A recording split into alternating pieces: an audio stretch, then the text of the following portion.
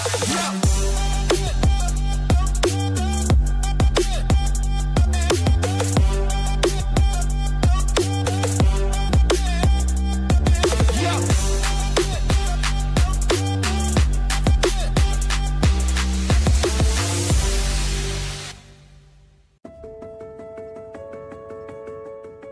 salam kreatif. Saya Nur Suryanti. Saya adalah founder dari CV Pelangi Indonesia, Pelanusa. Kami bergerak di bidang sektor kria yang berbasis tekstil. Usaha saya ini saya mulai sekitar tahun 2012 yang lalu. Yang menjadi unik dari usaha kami, yang menjadi pembeda dari produk-produk yang lain, usaha kami proses produksinya digunakan sistem pemberdayaan masyarakat sekitar.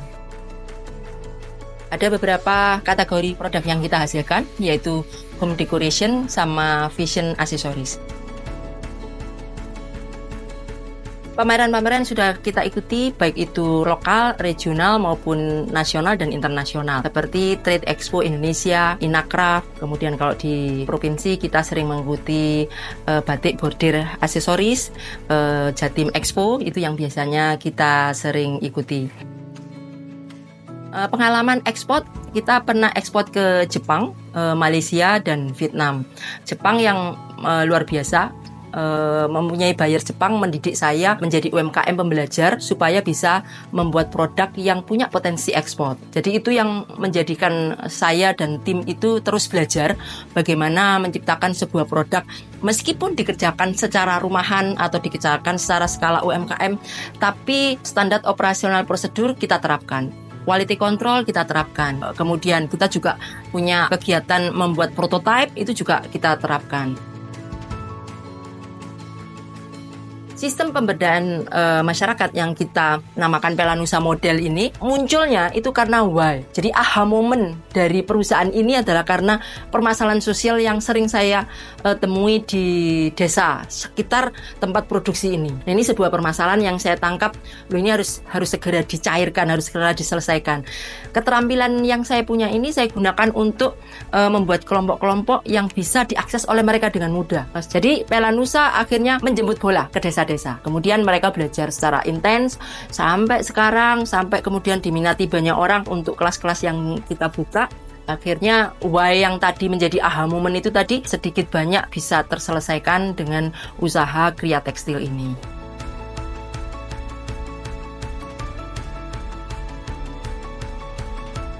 Pelanusa berkarya untuk berbagi. Salam kreatif.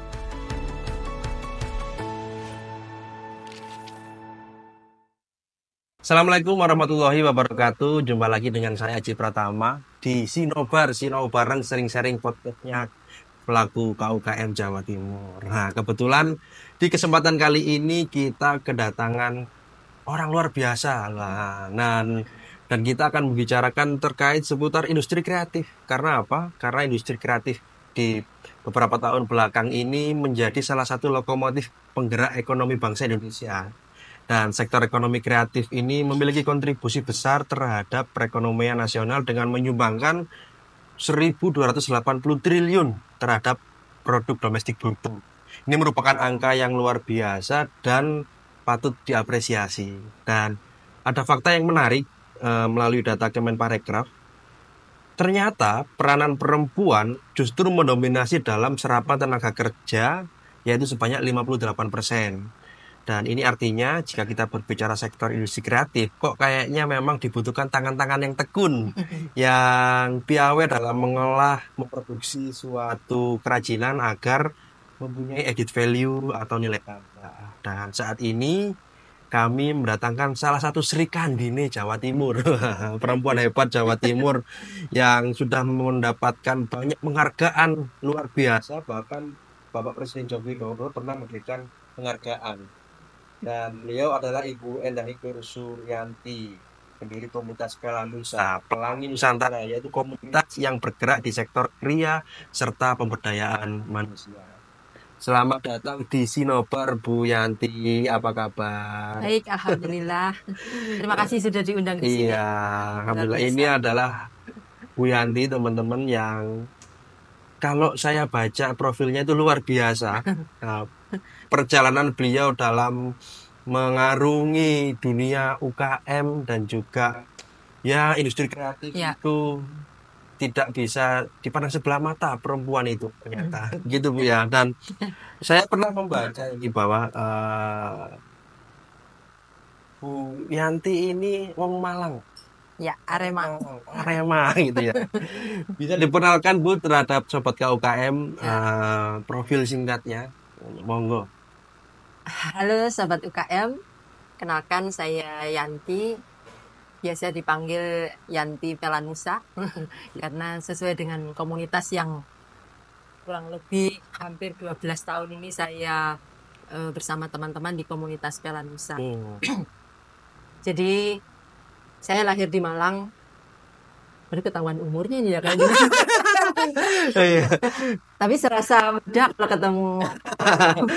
Iya Bu. Kalau ngomong soal Pelanusa, ngomong-ngomong dulu itu kalau yang menurut saya baca ini awalnya adalah gerakan PKK Bu ya. Ya, apakah benar itu? Yang istilahnya menjadi mendorong saya itu memang berawal dari kegiatan organisasi yang paling tua di Indonesia ya, yang syarat dengan kegiatan pemberdayaan itu adalah PKK. Dan saya kebetulan aktif juga selama cukup lama di PKK, menjadi kader PKK di waktu itu di Kecamatan Singosari, di kelurahan atau desa tempat saya tinggal, kemudian di Kabupaten Malang juga menjadi kader PKK yang itu cukup aktif. Nah, saya belajar tentang pemberdayaan dari PKK itu, Mas. Oke, justru dari PKK itu ya awal mula Pelanusa inilah. Ya, betul. Jadi waktu itu kan kebetulan sering ya diajak Bu Lurah, Bu Camat untuk keliling desa ya, untuk bersentuhan langsung dengan masyarakat yang istilahnya grassroots gitu ya, di desa-desa yang cukup jauh dari perkotaan. Nah, di situ saya banyak mendengarkan cerita-cerita ibu-ibu yang pada waktu itu berinteraksi dengan kami, permasalahannya mereka apa, kebutuhan mereka itu apa. Nah, itu sering saya mendengarkan dari mereka. Iya, betul. Ini ya, kayaknya saya mampu nih menjadi jembatan mereka untuk supaya ada solusi-solusi yang bisa kita bangun bersama gitu. Jadi awalnya dari situ. Berarti memang karena banyaknya aspirasi dari akar rumput. Ya, betul. Akhirnya Bu Yanti ini berinisiasi untuk menjadi jembatan mereka untuk memunculkan apa yang menjadi kebutuhan mereka dan juga memberikan solusi. Betul. Nah, selain itu Bu, kalau saya baca ini kan Pelanusa ini kan akhirnya berbentuk menjadi sebuah komunitas. Ya. Nah, itu awal mulanya seperti apa? Langkahnya itu seperti apa? Karena kan tidak mudah. Apalagi di suatu daerah. Yang mana itu kalau kita masuk ke desa-desa itu kan kadang orang itu kan masih awam terkait kata-kata komunitas itu kan. Ini kan pasti kan ada penolakan atau apapun seperti itu. Itu memang nggak kepikir ya membentuk komunitas ya, karena semakin banyaknya kelompok-kelompok yang pernah kita bantu untuk menularkan sedikit ilmu saya waktu itu tentang kerajinan, itu saya tularkan kepada mereka, itu semakin banyak kelompok-kelompok itu yang kita bantu. Ya itu memang dari PKK juga berperanan, dari kayak organisasi Muslimat, Fatayat itu juga sangat membantu untuk menemukan beberapa kelompok-kelompok yang jauh dari desa. Mereka membutuhkan akses sebuah pendidikan keterampilan. Nah itu workshop gitu ya. Nah itu awalnya di situ. Kok ini tambah banyak ya? ya. Kemudian saya nggak bisa kalau hanya bermain sendirian. Waktu itu kan hanya sendiri ya, dibantu oleh teman-teman organisasi perempuan itu. Ini kayaknya saya harus punya tim dan kemudian supaya semakin tambah banyak gitu kan. Karena permasalahan yang dimunculkan mereka, yang diceritakan oleh mereka itu permasalahan yang tidak main-main. Permasalahan bangsa Indonesia ya. Permasalahan global juga ya kan. Jadi waktu itu ada beberapa cerita-cerita yang menjadi aha moment Oh, aha momen ya, momen yang wah, sehingga saya tergerak untuk membuat sebuah wadah yang bisa diakses oleh mereka dengan mudah. Jadi aha momennya itu banyak dari mereka itu yang gini, Bianti saya nggak bisa ikut untuk minggu depan karena saya minggu depan harus menikah. Loh. Loh, umurnya berapa Mbak? Saya bilang gitu. Umur saya masih 14 tahun. 14 tahun dia harus menikah minggu depan. Terus ada lagi yang bilang waktu itu kalau nggak salah saya ingat sekali di Kecamatan Wajak waktu itu di Kabupaten Malang. Malang ya. Itu ada basis yang mungkin kalau Kabupaten Malang terkenalnya dengan kantong-kantong TKW ya, Iya, tenaga betul. kerja wanita Iya. ya pada waktu itu. Ya seperti itu. Bianti saya sudah nggak bisa ikut. Sudah terlanjur mendaftar Bu jadi TKW, jadi besok saya harus ke Jakarta. Ya salah sendiri Bu Yanti datangnya ke sini juga terlambat. Wow, rasanya kayak dipicu. Waduh, ini ternyata menjadi sebuah kebutuhan mereka. Pada akhirnya ya. Saya itu kepingin punya usaha Bu. Saya itu pingin bisa ini, tapi nggak ada yang ngajari. Nggak ada yang mau memberikan ilmu itu kepada kami, sehingga kami ikut aja apa yang menjadi tren waktu itu, menjadi TKW, daftar menjadi tenaga kerja wanita ke luar negeri dan sebagainya, meskipun mereka tidak berbekal apa-apa gitu kan ya. Basicnya apa untuk komunitasnya dulu itu? Waktu itu saya menularkan ilmu menyulam, jahit yang sederhana, bagaimana membuat sebuah produk yang simpel, kerajinan tangan. Nah itu yang simpel-simpel waktu itu belum sampai seperti sekarang ini ya. Itu mesti dasar banget ya. Dan itu mereka sangat exciting banget. Begitu kita membuat sebuah wadah di beberapa titik-titik desa, mereka itu sangat senang sekali karena tanpa harus meninggalkan desanya, mereka bisa mendapatkan sebuah pendidikan keterampilan. Saya memang waktu itu gini, ayo dong ibu-ibu bisa datang dengan anak-anak gitu kan. Tidak harus anak-anaknya dititipkan. Jadi monggo ibu-ibu, monggo rawuh belajar, anak-anak diajak. Jadi kadang-kadang di kelompok itu ada 10 orang ibu-ibu, 15 orang ibu-ibu, juga 15 orang anak-anak. Jadi gemeriak. Itu asik banget gitu. Jadi mereka sangat welcome, sangat seneng dengan apa yang kita berikan. Ya, itu awalnya seperti itu. Berarti memang kalau kita berkaca itu bahwa memang perempuan-perempuan yang di desa ini sebenarnya memiliki inisiatif tinggi, tapi mereka hanya membutuhkan akses keterampilan, knowledge-nya, ya. Dan dengan adanya Pelanusa ini cukup membantu para perempuan-perempuan desa ini untuk percaya diri pada akhirnya. Nah, kalau saya tadi mendengarkan kisah dari Bu Yanti tadi bahwa memang basic keterampilan itu harus dimunculkan.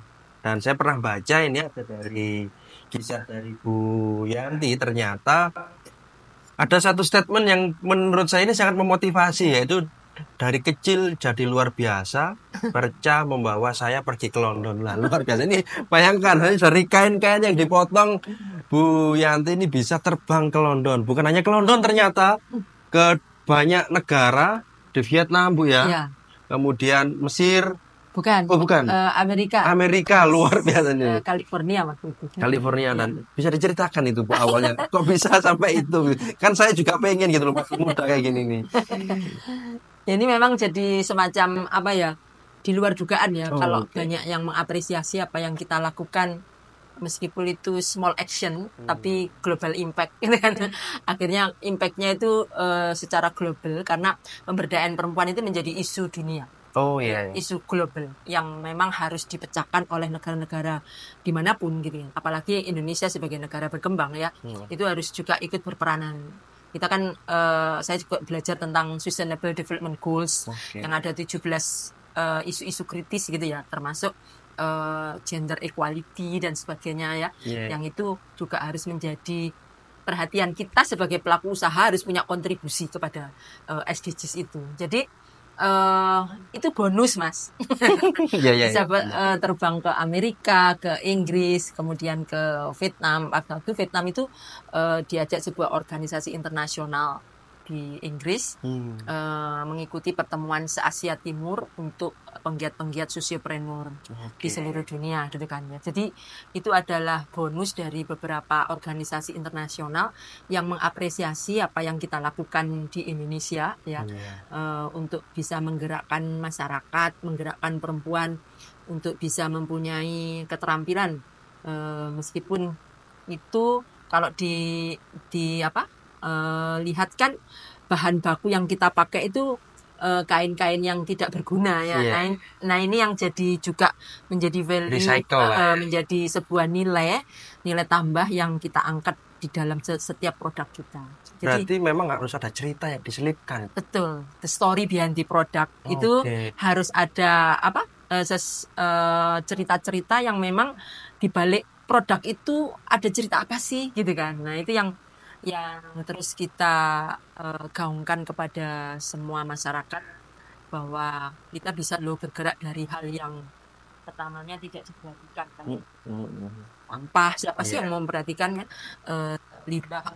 Kalau dulu mungkin pada San Batik di Jawa Timur ya misalnya, dulu mungkin nggak punya pemahaman bahwa sisa-sisa kain batik yang notabene kain itu adalah mahal, ya kan, kain batik yang tulis itu kan mahal ya, dibuang-buang. Tapi sekarang sudah tidak lagi gitu ya. Karena dari sisa itu pun juga bisa didevelop jadi produk yang punya nilai tambah, akhirnya juga nilai jualnya juga tinggi juga. Jadi alhamdulillah bisa sampai menggeser pola pikir teman-teman tentang limbah-limbah itu bisa didaur ulang lagi. Berarti memang ketika kita bisa concern terhadap beberapa isu, khususnya kalau dari Pelanusa ini isu lingkungan, kemudian isu empowering women, pemberdayaan perempuan dan lain sebagainya, itu akan menambah nilai gerakan kita, Bu ya.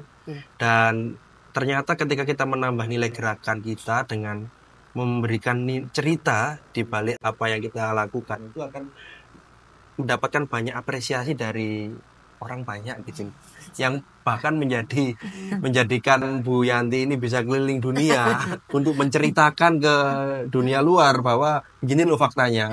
Dan ada kisah menarik nggak Bu terkait pendampingan yang pernah Bu Yanti lakukan itu, yang mungkin singkat-singkatnya aja. Ya banyak penolakan ya. Awal-awal itu kan nggak mesti harus mulus ya. Banyak waktu kita di desa itu ya namanya sebuah hal yang baru, something. Bagi saya Pelanusa itu sebuah inovasi, tapi inovasi model bisnis. Kalau inovasi tidak hanya pada produk kan, tapi inovasi pada model bisnis. Karena tidak semua UKM menjalankan seperti ini kan. Saya berhasil meng-create sebuah model bisnis yang kita bisa kerjakan bersama-sama, pemasaran bersama, produksi bersama. Akhirnya kalau suatu saat dapat orderan sifatnya ekspor misalnya dalam jumlah besar, kuantitasnya besar, banyak kan masih, kita sudah siap. Karena kita sudah punya semacam standar sendiri di produk ini. Nah banyak beberapa hal-hal itu yang juga membuat saya itu akhirnya juga learning by doing. Belajar pada akhirnya. Misalnya ini tidak cocok, ya sudah kita ganti dengan metode yang lain dan sebagainya gitu kan ya. Salah satu contohnya ini kan teman-teman UMKM itu yang istilahnya kita bantu untuk mendampingi supaya develop model usahanya atau skala usahanya bisa agak naik kelas gitu kan ya. Itu tidak bisa semerta-merta segampang yang kita bayangkan gitu kan. Karena tidak semua mereka punya pemahaman yang sama. Padahal yang kita dampingi juga jumlahnya cukup banyak ya. Jadi salah satu contoh dalam menentukan harga pokok produksi misalnya belajar tentang itu ya. Itu yang sulit biasanya. Itu saya develop kegiatannya itu 1 tahun loh Mas. Untuk menentukan HPP. Menjelaskan bahwa HPP itu hal yang penting dalam sebuah usaha. Tidak semuanya bisa diterima langsung, ya kan. Gara-gara saya belajar HPP barang saya jadi mahal Bu, nggak laku-laku Bu dan lain sebagainya kan. Itu sebuah feedback dari mereka yang notabene ya mereka masih belajar awal ya, tapi akhirnya bisa memahami oh iya ternyata memang penting HPP itu untuk menentukan produk, menentukan berapa keuntungan kita kan harus tahu HPP-nya berapa. Nah itu salah satu contoh. Berubah paradigma. Iya. Belum lagi nanti teknik-teknik tentang pembelajarannya dan sebagainya. Kemudian kalau di beberapa tahun yang lalu di awal-awal itu ada penolakan dari para suami mereka. Ngapain sih harus belajar di rumah masih banyak kerjaan gitu kan ya. Ya saya akhirnya juga harus melibatkan mereka. Jadi ketika mereka bisa membuat produk gitu, tunjukkan ke suami. Nah ini buatan saya sendiri. Hasilnya. Nah itu kan salah satu cara untuk supaya di dalam sebuah keluarga itu juga ada semacam peningkatan skill ya, terutama bagi ibu atau perempuan. Jadi tujuan kami di Pelanusa itu selain untuk menambah keterampilan, itu juga meningkatkan pendapatan dari yang bersangkutan gitu. Betul-betul jadi semacam sumber mata pencariannya mereka. Itu goalnya. Itu goalnya seperti itu. Luar biasa. Ini kan kalau mendengar kisah dari Bu Yanti ini kan pasti banyak yang dikorbankan. Waktu, tenaga, air mata. Kok tahu sih? Iya, saya akhirnya menyerap gitu loh. Waduh, 12 tahun, Wah. Bayangkan betapa waktu yang cukup panjang gitu loh, Sobat KUKM. Nggak mudah menjadi seorang perempuan yang bisa memiliki perjalanan panjang seperti ini karena pasti banyak tantangannya gitu loh. Kemudian selain banyak tantangannya ya pasti banyak yang dikorbankan. Ya kan Bu ya? Ini kan kalau nggak manusia yang luar biasa kan nggak akan bisa gitu. Dan kalau kita melihat dan juga mendengarkan cerita dari perjalanan Bu Yanti sejauh ini kan dengan begitu luar biasa mengangkat derajat dan juga meningkatkan nilai tambah kerajinan lokal. What's next Bu? Apa yang selanjutnya akan dilakukan? Itu sebetulnya masih ini Mas, apa namanya, mimpi bersama ya. Bukan hanya mimpi saya seorang ya, mimpi bersama. Kita itu ingin di Malang, terutama di Pelanusa Center itu menjadi pusat pembelajaran, edukasi, inkubasi. Ya, pusat pembelajaran untuk kria tekstil, yang bisa diakses oleh semua perempuan di Indonesia, gitu kan. Nah, alhamdulillah kemarin. Sekarang ada banyak tamu ya Bu ya? Iya betul, ada banyak tamu. Mulai beberapa tahun yang lalu sudah menerima banyak kunjungan tamu belajar wisata edukasi. Bisa belajar apa aja di sana? Magang dan sebagainya. Kerajinan tekstil yang berbasis kain perca. Contohnya ada nggak Bu? Contohnya? Nah seperti yang di belakang ini ya. Ini yang pemula banget ya, istilah. Coba Bu izin Bu, saya mau lihat Bu salah satu. Iya. Oke, yang ini. Oh ini tunjukkan kamera. Ya, ini adalah hasil karya dari teman-teman pemula ya, kelompok pemula. Seperti yang saya bawa ini juga notebook ya, cover book. Nah, itu mereka mempelajari ini pola-pola itu ya. Jadi ornamen ini kan dari kain perca. Jadi kain yang kecil-kecil ini masih termanfaatkan dan ini bisa dikerjakan pakai tangan gitu. Nah, itu kan menjadi semacam pembelajaran yang terstruktur. Mulai tingkat pemula, tingkat lanjut, tingkat mahir, advance. Jadi what next-nya itu Pelanusa Center harus menjadi sebagai pusat pembelajaran yang bisa diakses secara mudah dan murah. Gitu kan. Nah itu. Iya, mudah dan murah gitu kan. Menarik ini. Nah, alhamdulillah kemarin diapresiasi oleh Kemenparekraf juga. Gitu. Jadi ayo investor yang mau membantu gerakan mulia dari Bu Yanti ini silakan merapat karena semua instrumennya sudah ada Bu ya. Ya alhamdulillah. Semua instrumennya sudah ada, program-programnya jelas. Ya. Kita punya program itu 2 tahun ke depan sudah ada. Sudah ya. Dan mau ngapain? Mulai dari basic sampai advance itu sudah. Ya, mulai dari usia dini sampai lansia. Itu kita alamatnya di mana Bu? Kita ada di Sobat UKM ya, KUKM, Sobat KUKM. Ingat-ingat Pelanusa Center ada di Jalan Wijaya Barat nomor 84 Singosari, Kabupaten Malang. Langsung aja Sobat KUKM datang ke sana. Nanti kapan-kapan kita ke sana. Ya, monggo. Kita main ke sana, kita review on the spot dengan Bu Yanti. Ya. Dan terakhir Bu Yanti, Ya, kan, semoga pertemuan kita kali ini bisa mendatangkan manfaat dan memberikan banyak insight pada teman-teman sobat KUKM di luar sana agar ya bahwa kalau pengen mendapatkan banyak manfaat ya kita harus banyak melakukan gerakan-gerakan sosial yang itu bisa juga membantu masyarakat sekitar. Dan apa yang dilakukan Bu Yanti ini semoga bukan hanya memberikan manfaat ya, tapi juga merubah paradigma bahwa perempuan itu tidak boleh dikesampingkan gitu ya. Apa pesan-pesan terhadap masyarakat khususnya masyarakat Jawa Timur dalam menghadapi era digital, kemudian era-eranya banyak sekali sekarang itu orang yang gampang meremehkan gitu Bu. Apa pesan?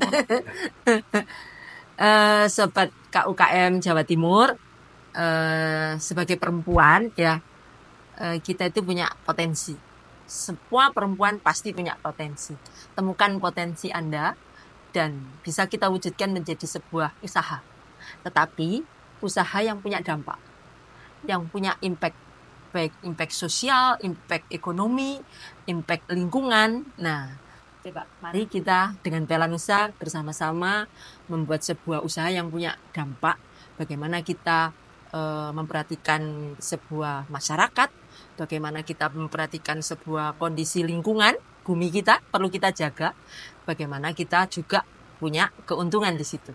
Nah, mari sobat UKM jangan putus asa, karena di era digital ini ya, di era digitalisasi ini lebih mudah daripada dulu di era saya mulai usaha itu. Yang saat ini lebih mudah karena semuanya by digital, jarak yang jauh menjadi dekat, ya kan? Ilmu-ilmu yang dulunya bisa kita dapatkan dari orang yang ahli harus ketemu, sekarang kita ada webinar, ada podcast semacam ini. Wow, luar biasa. Mari kita manfaatkan betul-betul, kita maksimalkan usaha kita untuk bisa digitalisasi juga, untuk supaya bisa tetap eksis, bermanfaat bagi banyak orang dan juga bagi kita dan juga bagi keluarga kita. Saya kira itu, Mas. Oke, terima kasih. Terakhir, Bu Yanti, barangkali kalau pengen gabung atau mengunjungi ataupun nanti pengen main-main ke galeri atau ke workshopnya, ada kontaknya Bu, atau workshop atau Instagramnya gitu, barangkali monggo. Silakan follow di IG-nya Pelanusa ya teman-teman, @pelanusa.id. Silakan bertanya di situ. Kemudian kami ada di Galeri Pelanusa Center, itu di Jalan Wijaya Barat 84 Singosari, Kabupaten Malang. Catat nomor HP Bianti ya. 081 3-nya 4 kali 06767. Luar biasa, itu tadi harus dicatat teman-teman, dan jangan lupa like, share sebanyak-banyaknya ke semua orang karena informasi ini sangat bermanfaat bagi sobat KUKM. Dan terima kasih Bu Yanti sudah main-main. Nanti suatu saat kita tambahi tentang bagaimana nanti akan ada part 2 yang kita akan cerita lebih banyak lagi. Ini agar teman-teman penasaran. Nanti part 2 kita akan ulas lebih dalam dan kita hadirkan. Kita hadirkan di sini sosok-sosok dampingan local heroes dari Pelanusa yang sudah melanglang buana, yang melahirkan banyak produk-produk unggulan yang itu kualitasnya sudah ekspor Bu ya. Nah, terima kasih Bu Yanti sudah main-main ke sini. Semoga pertemuan kita kali ini bisa menjalin sebuah jaringan yang bisa bekerja sama di masa yang akan datang. Saya Aji Pratama mengucapkan terima kasih, dan ini Bu Yanti adalah lokal hero-nya Jawa Timur. Wassalamualaikum warahmatullahi wabarakatuh. Waalaikumsalam. Matur nuwun Bu Yanti. Terima kasih Mas Aji.